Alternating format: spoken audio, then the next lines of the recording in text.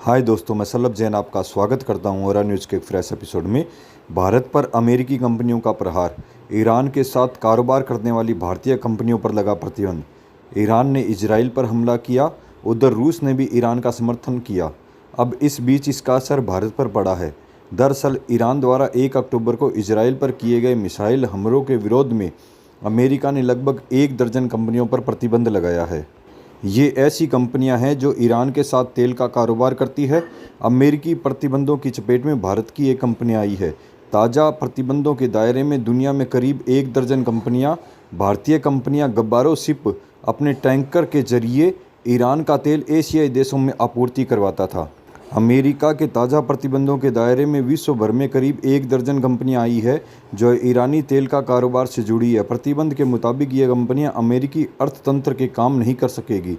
इसमें UAE, Malaysia, Hong Kong और Suriname की कंपनियां शामिल है। प्रतिबंध के तहत ये कंपनियां अमेरिकी अर्थतंत्र में काम नहीं कर पाएगी। इजराइल पर हमला अमेरिका बर्दाश्त नहीं करेगा।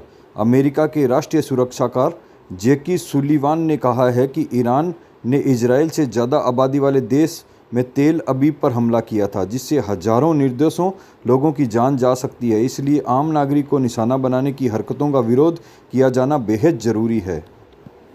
इजराइल और ईरान के बीच में भारत को नुकसान।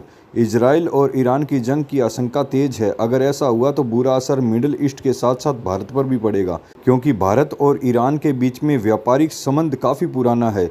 ईरान को बड़े पैमाने पर भारतीय बासमती राइस और चाय पत्ती निर्यात करता है और ईरान के साथ भारत सल्फर ऑयल का आयात करता है।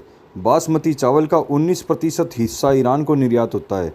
सरकारी आंकड़े माने तो भारत ने साल 2023-24 में ईरान को $680 मिलियन का बासमती राइस निर्यात किया। ईरान को भारत ने यहां पैदा होने वाले बासमती राइस का 19% हिस्सा निर्यात करता है। अगर चाय की निर्यात की बात करें तो 2023-24 में ईरान को $32 मिलियन की चाय का निर्यात किया गया था। ऐसे में अगर ईरान और इजराइल के बीच में जंग छिड़ती है तो इसका सीधा असर भारत पर पड़ेगा। दूसरी खबर के मुताबिक उत्तरी पश्चिमी पाकिस्तान में एक बार फिर शिया सुन्नी हिंसा भड़क उठी है। अधिकारियों के मुताबिक शनिवार को कुर्रम जिले में 2 समूहों के बीच में हुई झड़प में 2 महिलाओं और 1 बच्चे समेत 16 लोग मारे गए, 7 अन्य घायल हुए। इन झड़पों में दोनों पक्षों के लोगों ने हथियार एक दूसरे की तरफ हमला किया।